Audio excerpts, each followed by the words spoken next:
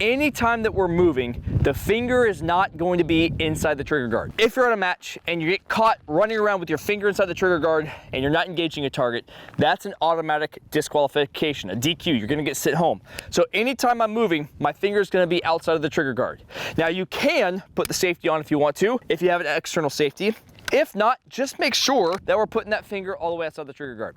Now as we're moving around here, especially moving uprange, we have to be mindful of where our muzzle is pointing. Depending on the range, most ranges have a 180 rule, and that's gonna be 180 degrees facing downrange. I can't bring my muzzle past that line. So if you see here, the camera is actually directly at the 180 line here.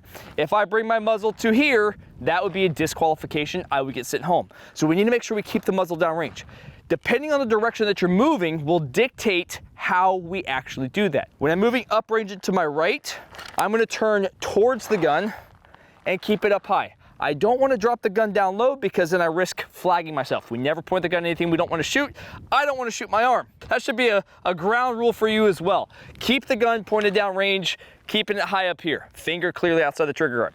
Now, the one that's a little bit more awkward is when we go uprange to the left. When I do that, I want to actually flip the gun upside down. So it's still pointed down range. My optic is pointed at the ground, and that allows me to run flat out.